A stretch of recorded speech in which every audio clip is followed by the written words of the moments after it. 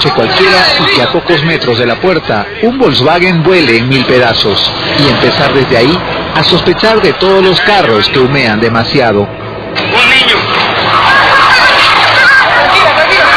Están saliendo del edificio donde se encuentra el carro.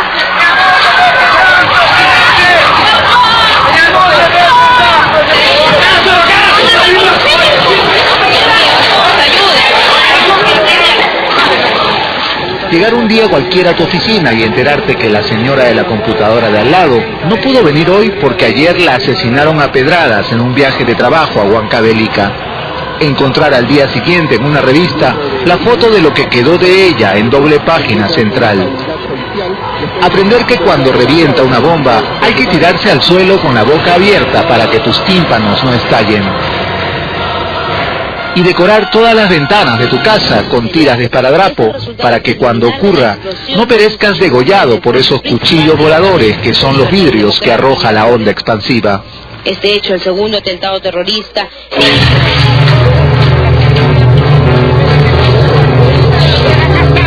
Por favor, señor.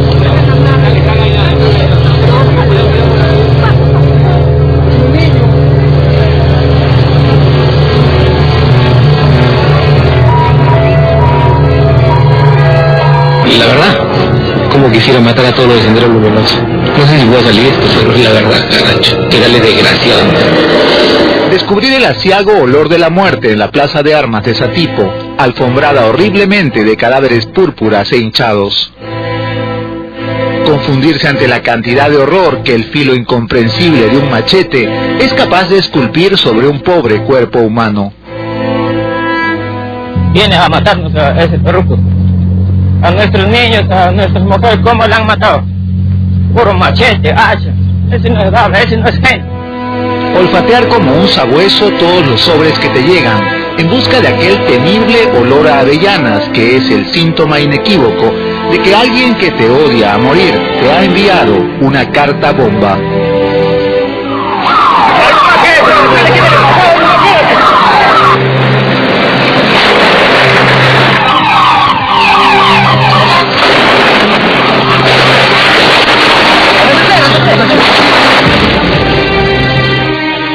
Escuchar todas las noches sin falta en el noticiero el coro ronco y lastimero de los nuevos miembros de la interminable procesión de las viudas y los huérfanos llorando en quechua nuevas tragedias que nadie me traduce y que no entiendo.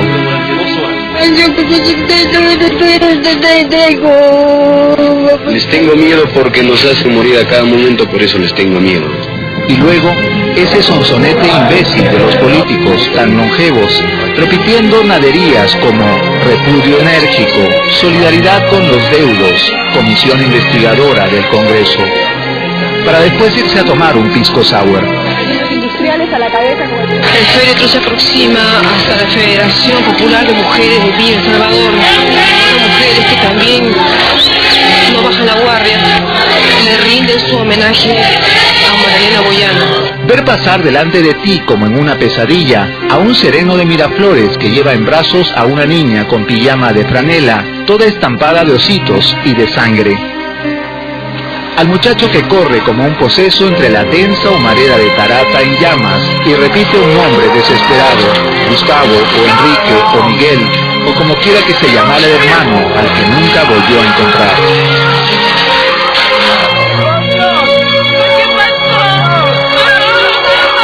A la anciana que regresa cojeando días después a rescatar de entre los escombros un sobreviviente cuadro de la última cena. Al señor Cava que marcha ausente como un zombi por el centro de la avenida Larco, llevando en las manos una flor blanca y la foto de su hijo, el atleta, muerto. A la pequeña Vanessa, la hija de la vendedora de carteras de la esquina, aprendiendo de nuevo y sonriente a caminar con una diminuta y terrible pierna ortopédica. Yo estaba corriendo con mi mamá y entonces me senté en un lado y me rompí en la pierna. Todos estábamos a una cuadra, todos estuvimos a punto de pasar por allí, Todos conocíamos a alguien que vivía o moría en esos edificios que se desmoronaron como si fueran de galleta. Los blanquitos no sabíamos realmente por qué lloraban tanto todas esas mamachas en los despachos de los corresponsales. No teníamos la más remota idea de qué trataba todo aquello hasta esa noche. Tarata fue nuestro 11 de septiembre.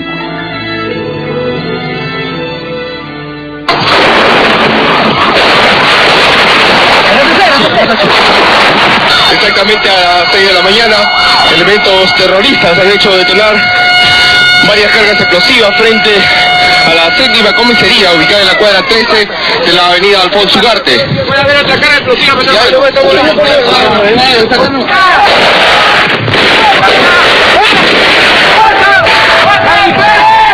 Quedarse otra vez a oscuras y sentir miedo.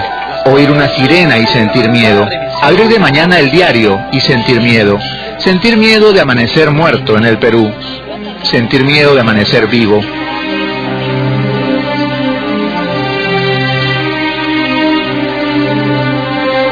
Sentir miedo de que las llaves medio quemadas que encontraron entre las cenizas en la fosa de Cieneguilla abran la puerta de la casa del estudiante de la Cantuta asesinado por militares. Ver al fiscal forcejear con la chapa ante los flashes y rezar porque no abra, que no abra, que no abra, y la llave abre, maldita sea. Otra puerta más que da directo al mismo espanto al que nunca nos cansamos de volver.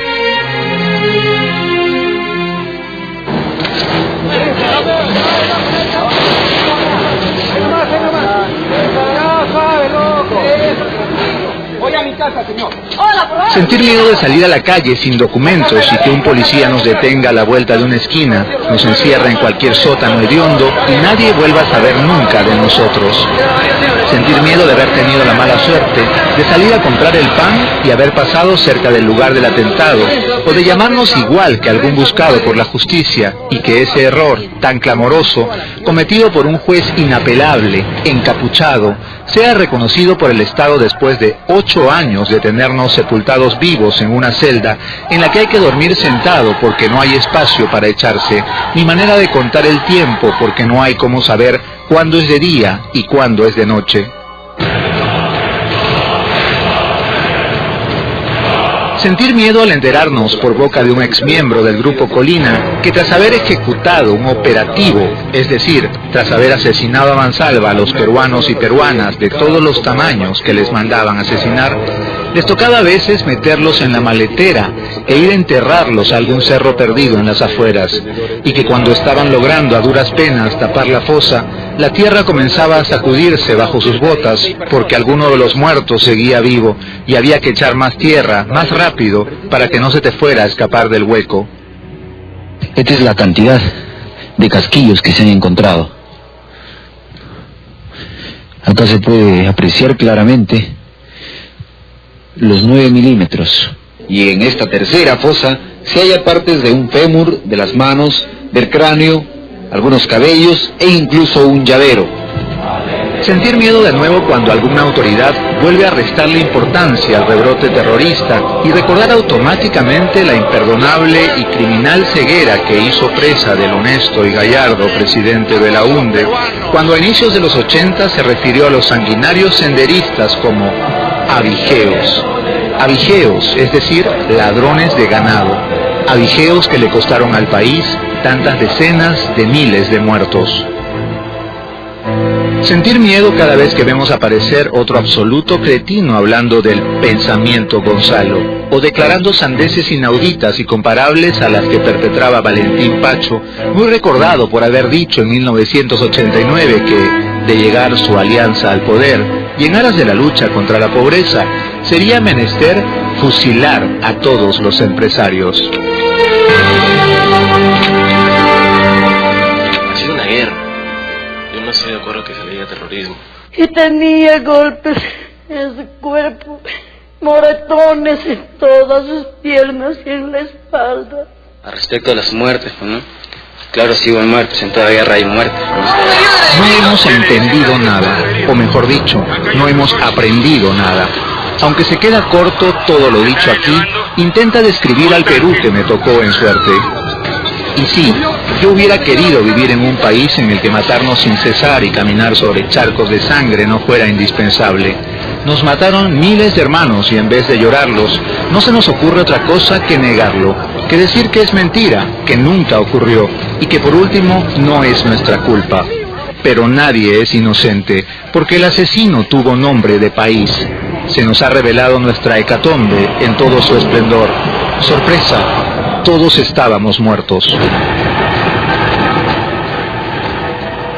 Muy bien, lo que acabamos de ver es solamente un pequeño, breve recordatorio de todo lo que los peruanos tuvimos que sufrir durante más de una década de sangre y de horror aquí por la violencia de Sendero Luminoso, muy especialmente, pero también, por supuesto, del MRTA y de las diferentes formas criminales que adoptó la represión del propio Estado. Estamos, como ya dijimos, con Salomón Lerner Febres, presidente de la Comisión de la Verdad y la Reconciliación. Buenos días, doctor Febres. Buenos días, señor Ortiz. ¿Cuáles son las primeras reflexiones que quisiera compartir con nosotros luego de lo que acabamos de ver? Pues ratificar absolutamente lo que acabamos de ver, felicitarle por aquello que escribió 5 días después de que la comisión entregara su informe final, porque lo que usted dice allí en líneas apretadas, pero muy sentidas e inteligentemente concebidas, es aquello que en efecto ocurrió en el Perú y describe en sus líneas más generales esta especie de desgracia que hasta ahora algunos tratan de negarla. Es verdad que nosotros tuvimos esos 20 años de terror, que si bien todos de algún modo estábamos muertos, también éticamente todos de algún modo estuvimos comprometidos, muchos por la indiferencia frente al dolor ajeno, otros porque sufrimos o sufrieron el dolor directamente, y luego de ello pues todo el país sigue, si no muerto, aletargado, porque no se ha alentado una política de Estado ni se ha trabajado dentro de la sociedad para que aquellos años de horror no vayan a repetirse en el futuro. Vea usted, ya desde antiguo se decía que el verdadero conocimiento es el saber por qué sucedió eso, qué es lo que se buscaba a través de ese movimiento violentista, feroz y asesino que fue Sendero Luminoso, y cómo combatirlo y cómo evitar que esto surja de nuevo. Usted ha recordado ayer en un artículo en el diario La República que dentro del informe de la Comisión de la Verdad se afirma que Sendero Luminoso fue el principal perpetrador de crímenes y violaciones de derechos humanos en el Perú. Y es bueno que se recuerde, porque de hecho la coyuntura también está siendo aprovechada para decir que la Comisión de la Verdad trató con suavidad o con tibieza a Sendero Luminoso, que lo elevó al estatus de partido político, haciéndole un favor. ¿No es verdad? No, que es bueno que usted toque este asunto porque, en fin, gracias a Dios está impreso el informe final de la Comisión de la Verdad, lo tienen las autoridades y hay una versión que es de difusión y es un resumen que se llama el Hatun Guyacuy, en donde está escrito negro sobre blanco las conclusiones de este informe y de nuestro trabajo. Y lo primero que se dice sobre Sendero en responsabilidad del conflicto, lo primero es que la CDR considera que la causa inmediata y fundamental del desencadenamiento del conflicto armado interno fue la decisión de Sendero de iniciar la lucha armada contra el Estado peruano a contracorriente de la abrumadora mayoría de peruanos y peruanas en momentos en que se restauraba la democracia a través de elecciones libres. Los crímenes y violaciones de Sendero, tomando la medida para ello de personas muertas y desaparecidas, es de 54% de responsabilidad para Sendero. Desplegó extremada violencia y inusitada crueldad, que comprendió la tortura, la sevicia como forma de castigo o sentar ejemplos intimidatorios.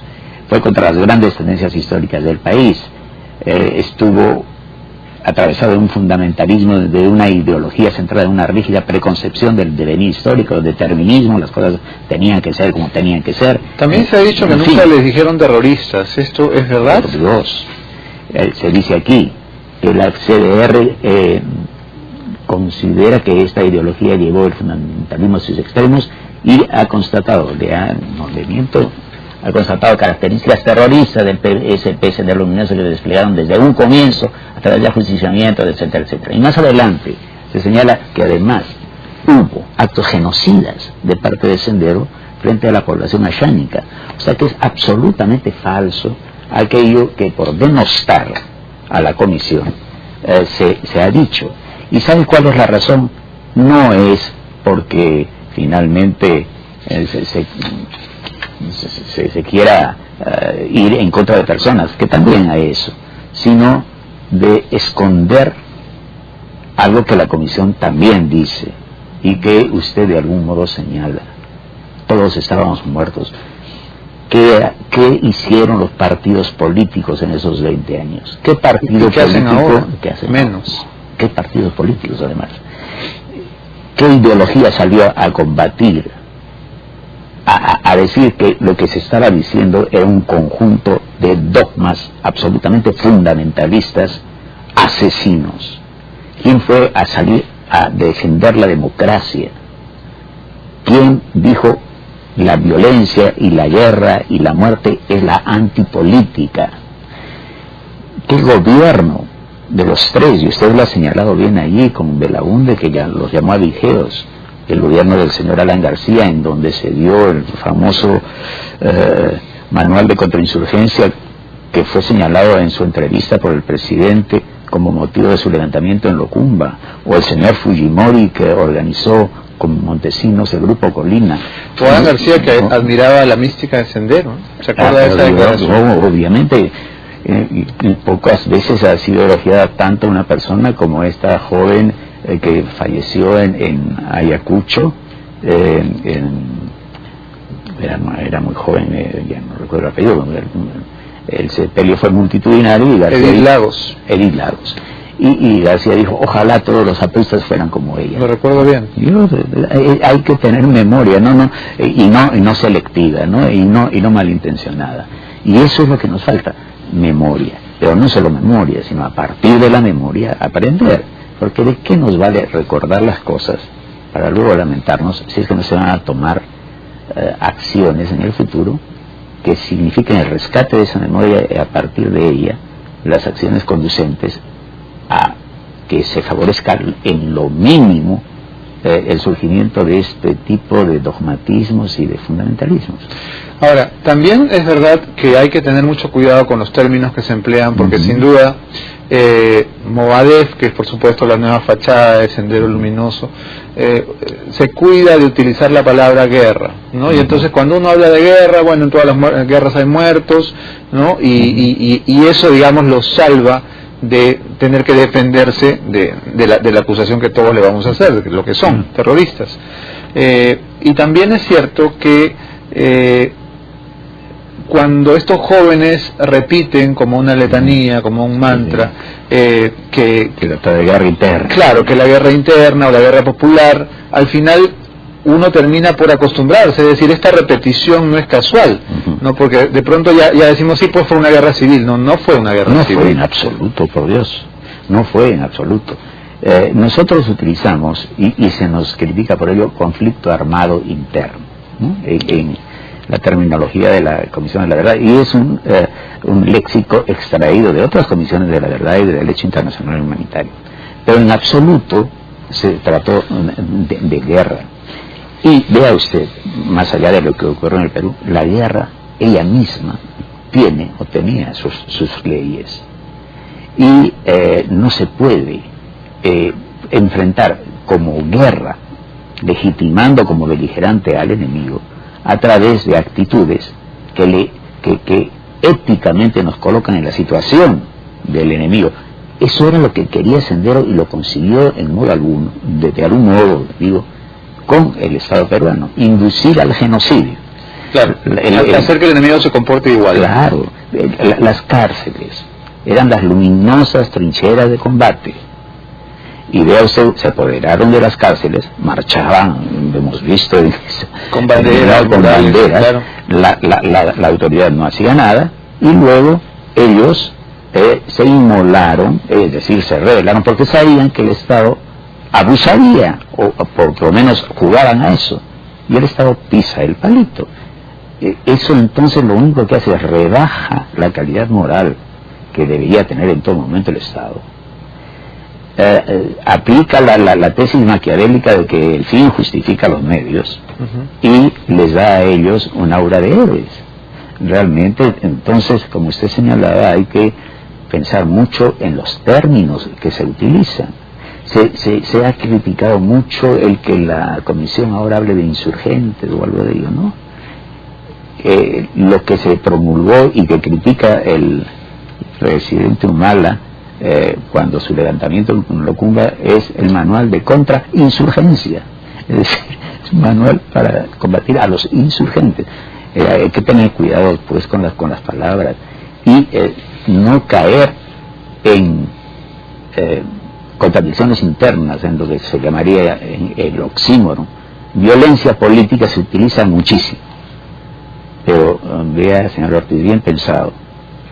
La política no es violenta, es la antiviolencia, es el diálogo, es el consenso, en todo caso es la tolerancia, discrepancia, hasta el punto en donde el intolerante ya no puede ser pues interlocutor, ¿no? Ahora, todo ese trabajo que desplegó la comisión, que por supuesto no fueron solamente los comisionados, sino fue muchísima gente que trabajó, que viajó a comunidades remotas, a los Andes, a la selva, que recogió testimonios. Todo ese trabajo al final no podría ser aprovechado de alguna manera desde el Estado, desde la educación, para que la gente realmente aprenda y entienda, porque, digamos, ustedes trabajaron muy duro para llegar a una conclusión. Todos salieron a decir, no es esa cifra, es exagerada, Sendero mató más, matamos menos, no todos, una vez más. Pero, ¿para qué sirve? Es decir, ¿cómo hacemos para que este informe llegue a todos? Para que, sobre todo, la gente joven, los estudiantes, conozcan mínimamente lo que pasó en el país. Usted utilizó el verbo poder, podría. Yo desearía, y discúlpeme, corregirle, debería. El Estado debería, y todos deberíamos aprovechar ese informe. Y deberíamos aprovechar el informe en primer lugar conociendo lo que él dice y no mintiendo acerca de él. Deberíamos, recogiendo de ese informe el diagnóstico que se hace del país y el diagnóstico que se hace de estos señores fanáticos que siguen un determinismo tonto y que conduce simplemente al mesianismo de Guzmán. Deberíamos cultivar la memoria, una memoria histórica, social, ética, y deberíamos tener gente que, como usted en esa ocasión, escribió sobre aquello que ocurrió en el Perú. La Comisión de la Verdad, como usted señala, no fueron solo 12 comisionados. En un momento estuvimos trabajando 900 personas, tomamos 17.000 testimonios, hicimos audiencias públicas. Escribió sobre aquello que ocurrió en el Perú. La Comisión de la Verdad, como usted señala, no fueron solo 12 comisionados. En un momento estuvimos trabajando 900 personas, tomamos 17.000 testimonios, hicimos audiencias públicas y organizamos algo que hasta ahora no ha sido realmente ni superado y que es fundamental en lo poco que se le aprovecha, que es la muestra de Villanapa. Yo tengo aquí, le he traído 4 de los primeros cuadernos, hay cientos, en donde constan las impresiones de los jóvenes que visitan Villanapa, que ahora está en el 6º piso del Museo de la Nación, ¿no es cierto? En Javier Prado con aviación en San Borja. Felicitaciones, es un trabajo necesario y urgente. A pesar de las críticas, ustedes han sabido mostrar el porqué de una comisión de la verdad. Ojalá algún día alcancemos la reconciliación. Lo que he visto y he leído es un recuerdo en qué país estoy, un país muy pobre, lleno de contradicciones. Solo espero que esta comisión diga la verdad y no se parcialice con nadie. Perú necesita verdad. Por Dios, lo que se dice con verdad. Esta exposición es una exposición permanente, abierta para todos. Permanente, a pesar de que me imagino en algún momento han querido desmontarla. Espero que además sea recogida por el lugar de la memoria. Usted sabe que el lugar de la memoria no quiso ser construido porque, en fin, los alemanes ofrecieron eso y eso se entendió como que se metían en esa política interna o que para qué necesitaban recordar, abrir heridas. Obviamente hay sectores en la sociedad que prefieren la amnesia, ¿no? Pero en todo caso habría que decir que en todos los lugares del mundo donde han ocurrido hechos trágicos, como por ejemplo en Alemania, siguen muy lejos, estos museos sirven para que la gente tome conciencia de en qué país está, de cuál es su historia, y de hecho el museo o lugar de la memoria pues ha sufrido una especie de peloteo interminable, ¿no? Porque usted ha mencionado la donación, luego Mario Vargas Llosa lo iba a dirigir, luego ya no, luego Cislo, luego ya no, ahora García Sayán, luego le cambian el nombre y ahora se llama de la memoria, la tolerancia, la inclusión social, las comunidades vulnerables, ¿no? Bueno, pero ¿cuándo va a existir? Es la pregunta. Yo espero que con Diego García Sayán y la gente que ahora le acompaña esto se haga efectivo. Medios económicos existen ya, fueron ofrecidos por el gobierno alemán, luego por ofrecidos y rechazados, ¿no? Qué vergüenza. Un señor que fue ministro de Defensa llegó a decir que para qué nos estaban ofreciendo lujos o ternos si es que necesitábamos ropa interior. Bueno, sí, fue rechazado por el mismo presidente García. Es increíble porque por un lado recibimos donaciones para hacer cristos de fibra de vidrio, pero no recibimos la donación de Alemania para hacer el lugar de la memoria, ¿no? Es muy coherente, ¿no? Pero habría que preguntarse por qué, ¿no? Porque la Comisión de la Verdad no es que haga la apología de Sendero, sino que señala responsabilidades también por parte de aquellos que no entendieron a Sendero, que combatieron mal a Sendero, que les tocaba gobernar y que tenían responsabilidad frente al país, responsabilidad para defender a gente inocente a la cual nunca le dieron nada, esos pobres campesinos que usted ha mostrado en el documental, que no tenían en absoluto nada que perder sino creer mentiras con las cuales venían los senderistas y que pronto... O las comunidades ayánicas. O las comunidades ayánicas, ¿no es cierto? Entonces ellos, nuestras Fuerzas Armadas, a las cuales rendimos homenaje en la Comisión de la Verdad, pero señalamos que también no actuaron bien. Y está el manual de contrainsurgencia, y está el Grupo Colina, y está Putis, y está Jomarca, y está el Estadio de Huanta. Pero en fin, nuestra clase intelectual,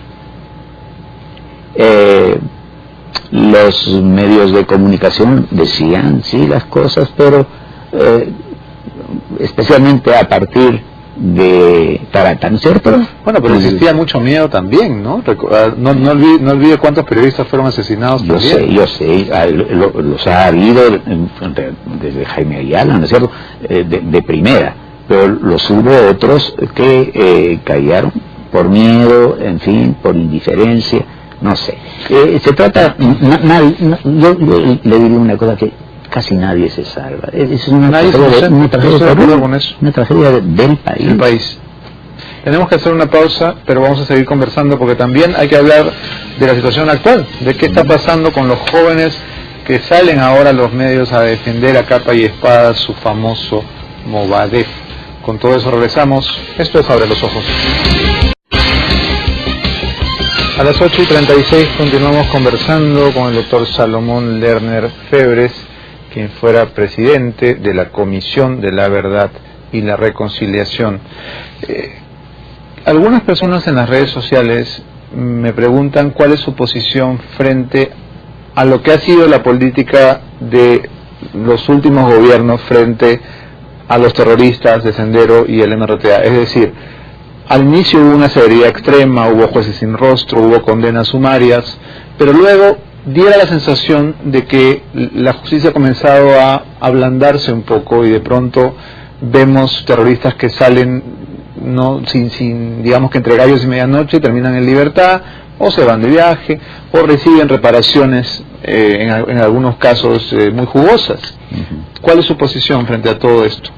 Pues yo creo que no se ha tenido un cuidado mayor tratándose de combatir a la subversión desde el punto de vista legal. Vea, en primer lugar, tenemos que recordar que hubo leyes dadas por el señor Fujimori que permitieron muchos abusos y que condujeron a personas inocentes en prisión. La prueba de ello es que el propio señor Fujimori tuvo que crear una comisión de indultos, no sé si usted recuerde, con el defensor del pueblo y el ministro de Justicia, para así indultar a quienes eran inocentes y habían estado en prisión por delación, porque hubo una ley de colaboración eficaz. Dicho esto, que hay personas que han sido tomadas como terroristas y no lo eran en el fondo, o por lo menos no estaban vinculados directamente, creo que a los terroristas se les ha juzgado y deben purgar prisión, pero purgar la prisión, y esto se aplica a terroristas y a aquellos que no lo son, a cualquiera que haya quebrantado la ley, implica que dentro de las prisiones haya un sistema tal que ofrezca las posibilidades de rehabilitación de aquel que entra a esa prisión. No se trata simplemente de un castigo, en el sentido de que esté allí una persona encerrada años de años, para que luego vuelva a salir en igual o en peor circunstancia, si quiere, ética y de conducta. Bueno, algunos salen mejorados, ¿no? Hay un senderista presidente regional en Tumbes, por ejemplo. Digamos que progresó. Bueno, una cosa es el progreso y otra es la mejora. Ojalá que en el Perú mejoremos y no solo progresemos.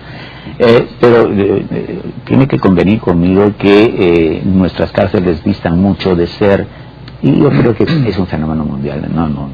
No hay que ser tampoco tan severos con nuestro país, pero en las cárceles no se ofrece la oportunidad de la rehabilitación.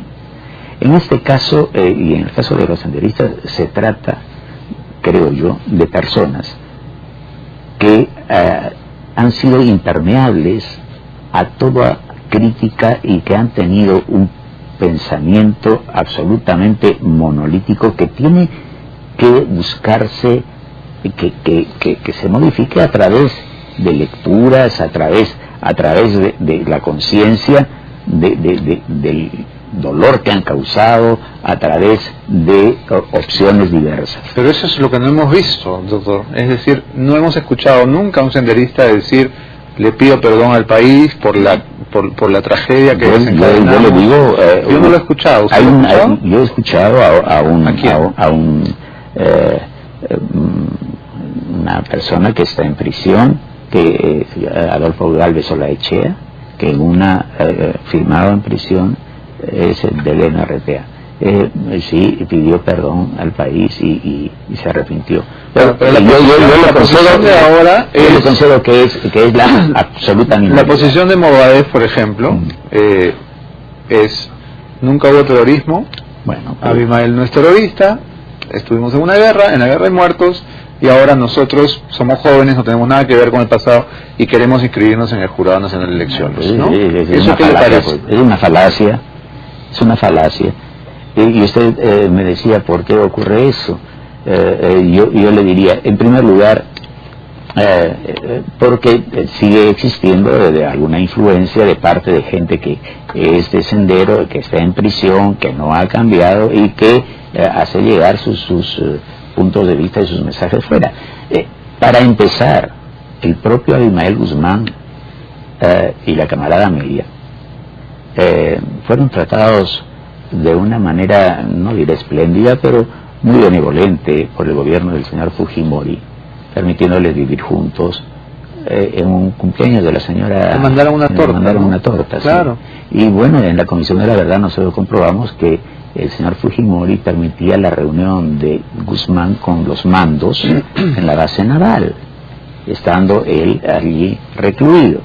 Entonces, y todo eso a cambio de unas cartas cobardes en el fondo, en las cuales Guzmán le reconoce a Fujimori y a Montesinos unas grandezas gubernamentales y una sabiduría en el gobierno del país, etcétera, etcétera, que obviamente fueron usadas políticamente por el señor Fujimori. Pero en fin, lo que digo yo es que la gente esta que está en prisión probablemente no cambie, pero sí hay que evitar que aquellos que son jóvenes no sigan y tengan un pensamiento realmente crítico frente a mensajes como los que ellos puedan transmitir.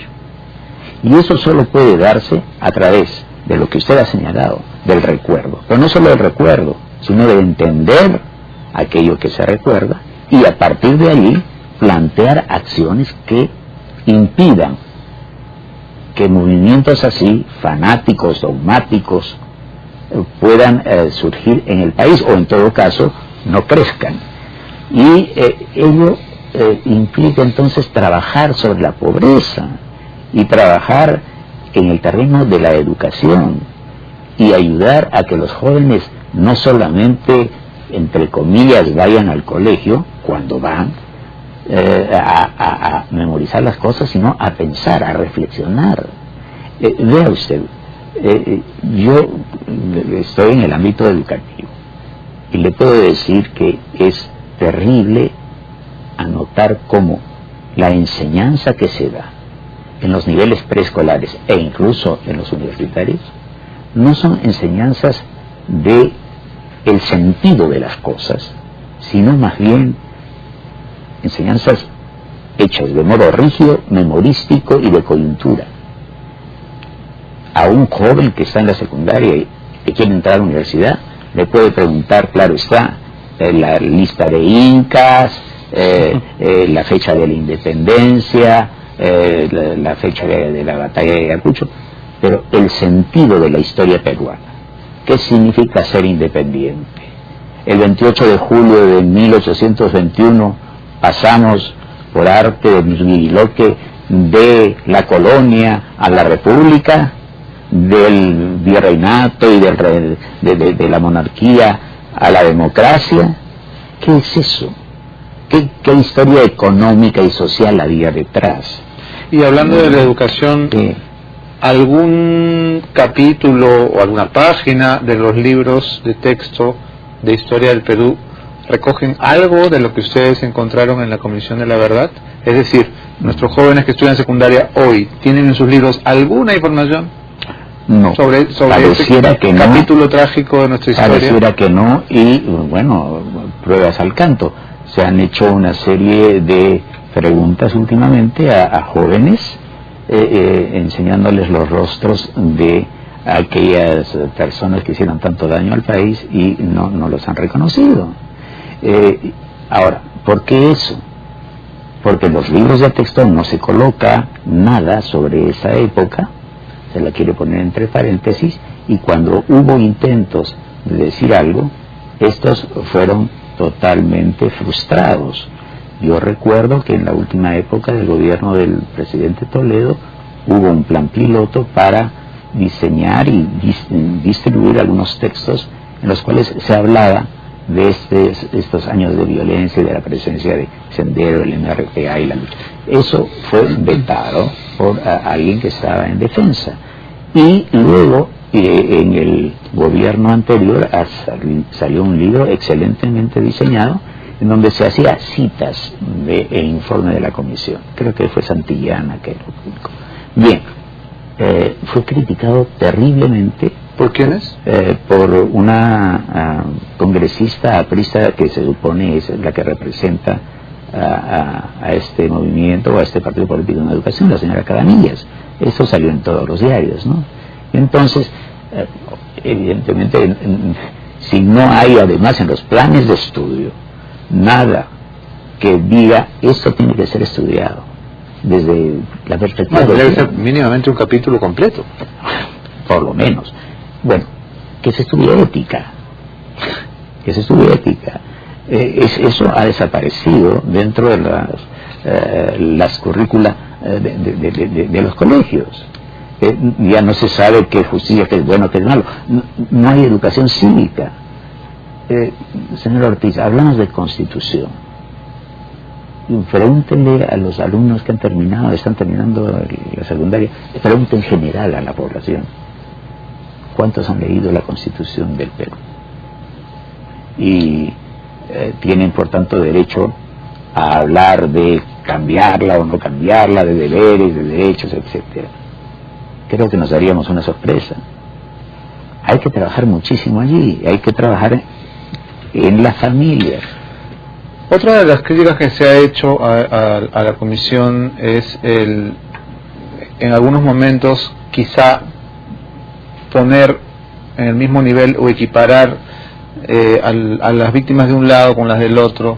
Recuerdo que no tiene que ver exactamente con la comisión, pero toda esta polémica que se generó en torno al monumento El Ojo que Llora, es decir, ahí se colocaron nombres tanto de miembros de la Fuerza Armada o víctimas civiles de la violencia, como de algunos terroristas. Entonces ahí comenzó toda la pelea y acabó siendo este monumento víctima de un atentado también. Bueno, antes de todo ello hubo el atentado, ¿verdad? Yo estaba presente cuando... ¿Antes de la polémica? Sí. Es que fue considerado, creo, ese monumento como una especie de objetivo central contra el cual debía ir una determinada fuerza política que interrumpió una ceremonia una vez, manchó de pintura naranja, etcétera. Pero lo que le quiero decir es lo siguiente: en El Ojo que Llora no existió nunca la idea en un principio de colocar en las pequeñas piedras allí en donde se señalaba el nombre de las víctimas, el nombre de los terroristas. Lo que ocurre es que en una de sus sentencias, la Corte Interamericana, creo sobre matanzas penales,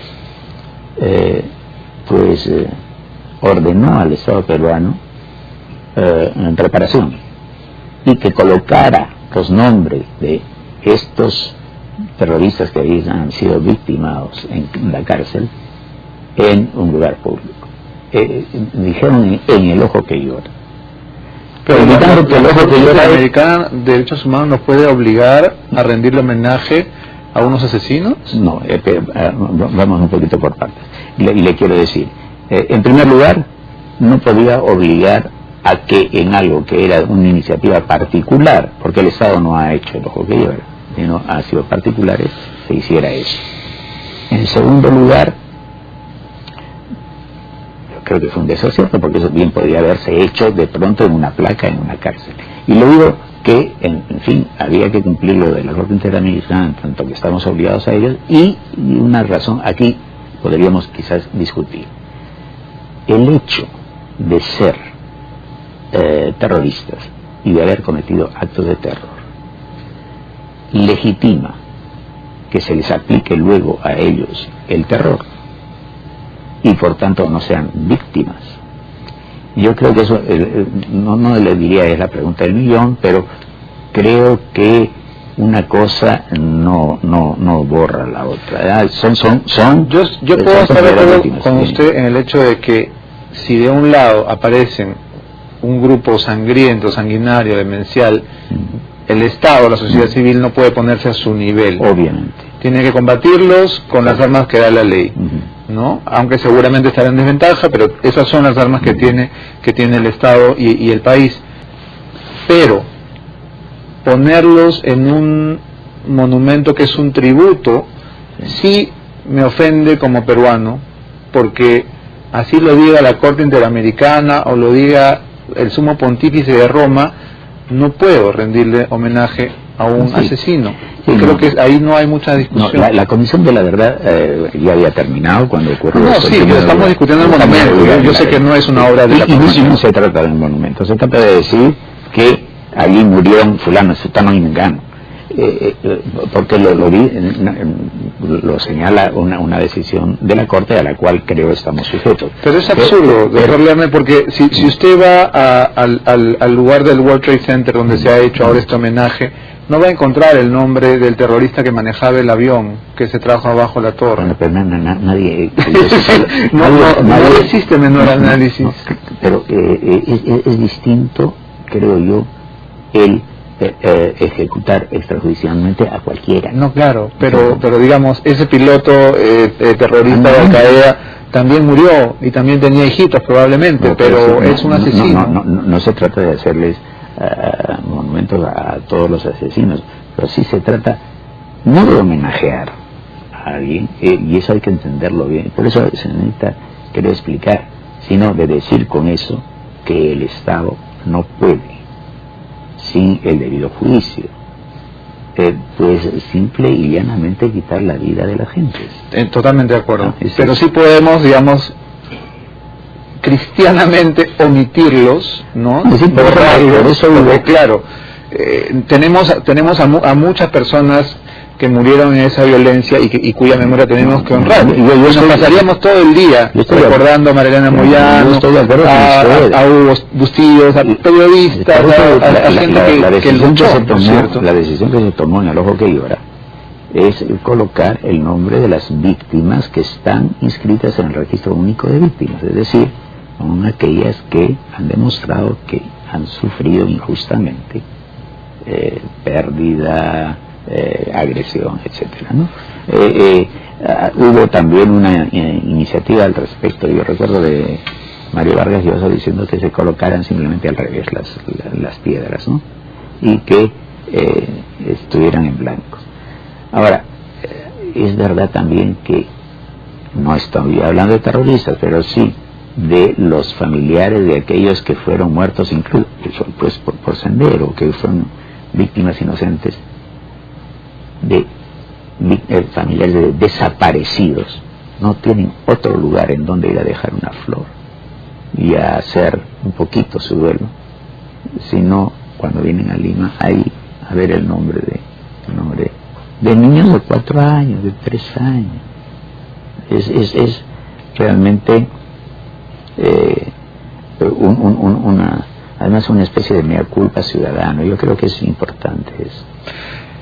Quería pedirle su opinión sobre el tema tan controversial del juicio a los comandos del operativo Chavín de Huántar. Aquí hemos tenido más de un debate muy acalorado sobre el tema, y lo cierto es que la Comisión Interamericana de Derechos Humanos pues ha encontrado que deben ser nuevamente juzgados, es decir, no se está mezclando en este saco una vez más. Sí, papas con camote. Claramente, ¿no? No, yo estoy de acuerdo con usted. Yo creo que es más bien una cuestión procedimental. Yo no soy abogado, ¿no? Pero creo que tiene que ver con que no se ha terminado un proceso judicial que no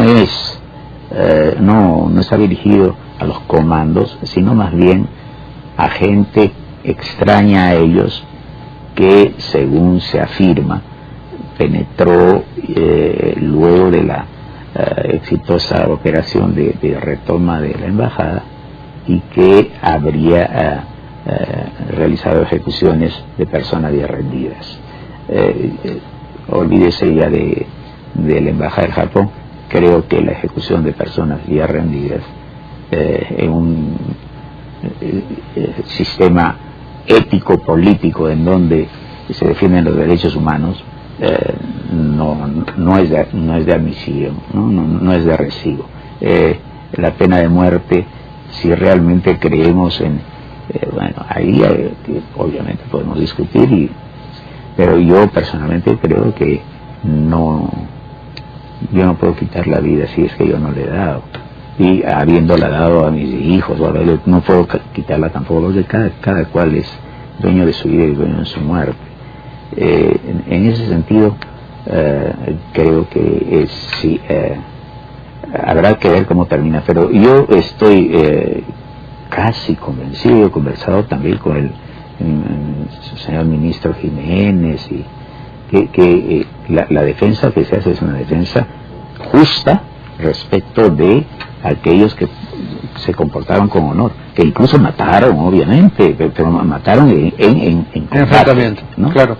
Última pregunta, quiero insistir nuevamente sobre el punto que ha sido tan polémico de las reparaciones civiles a los terroristas. Esto es algo que también, digamos, venía como un mandato de la Corte Interamericana de Derechos Humanos, pero es también algo que a los peruanos nos subleva, es decir, que no solamente terroristas recobren su libertad, sino que encima el país tenga que retribuirles económicamente. Es algo que tenemos que hacer, doctor Lerner. Vea, ¿saben por qué subleva en extremo?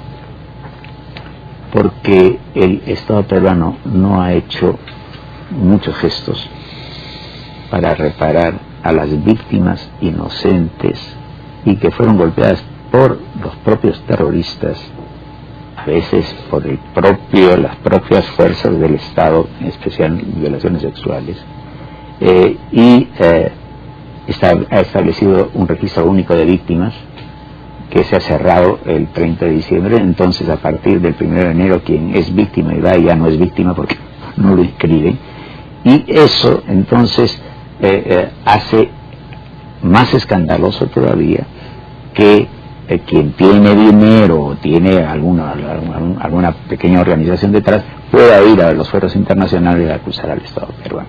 Yo creo que eso se ha podido evitar si es que el Estado peruano hiciera realmente justicia con aquellos que están más próximos, que merecen esa justicia, y se hubiera pronunciado además adecuadamente respecto de estos terroristas que se dicen víctimas.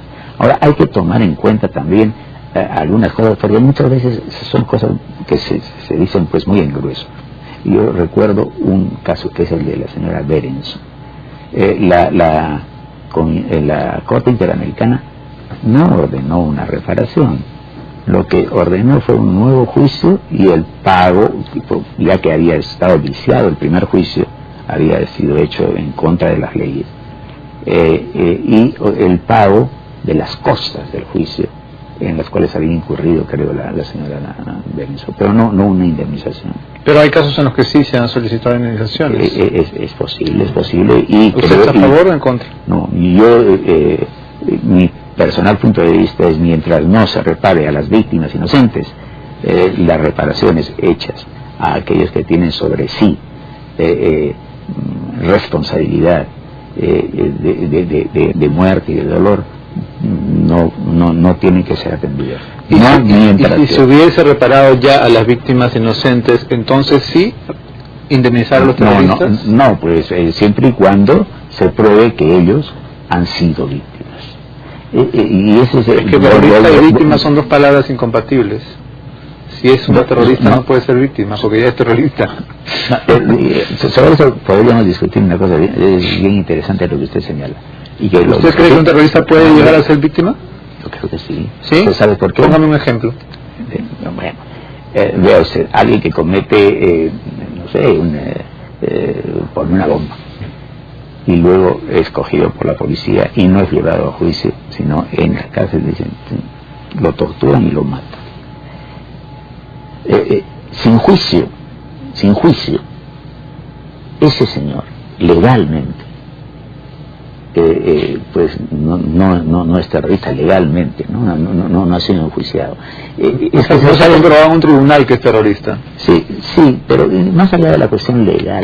Pero también, digamos, si eso ocurriera, lo que usted dice, un individuo pone una bomba, es capturado y muerto, como se dice, ejecutado extrajudicialmente, aunque no hay ejecuciones judiciales en el Perú. Si se le maten extrajudicial ya es innecesario porque legalmente el Estado no puede matar ni judicial ni extrajudicialmente, ¿no es cierto? Obviamente. Este terrorista de la bomba es ejecutado, su familia entonces, su viuda, sus huérfanos se convierten en víctimas que pueden inscribirse en el registro de víctimas, que pueden recibir homenajes en el ojo que llora. ¿Cuál es el...?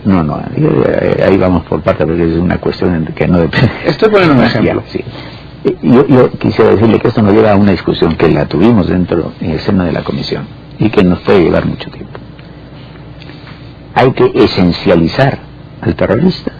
Es decir, hay terroristas o hay personas que cometen actos terroristas y que merecen ser castigados por ello.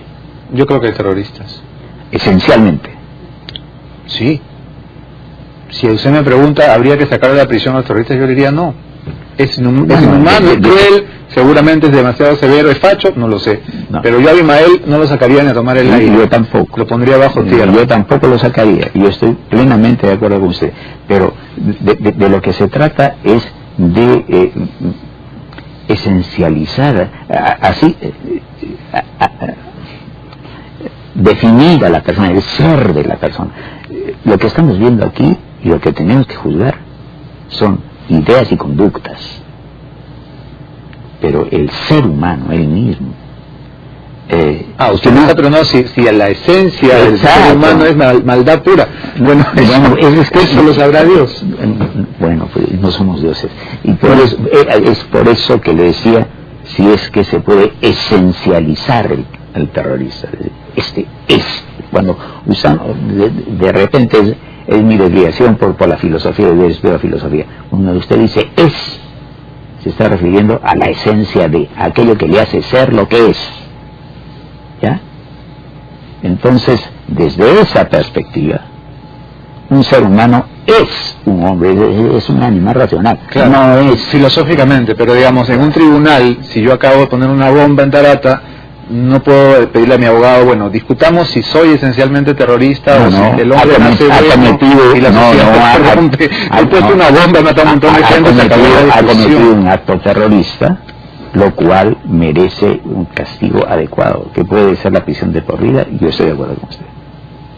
Bien, se nos ha agotado el tiempo. Muchas gracias, doctor Nale, por haber venido esta mañana. Entiendo que vino de muy lejos, así que le agradecemos doblemente. A usted. Nos vamos a una pausa y regresamos con más información. Esto es Abre los Ojos.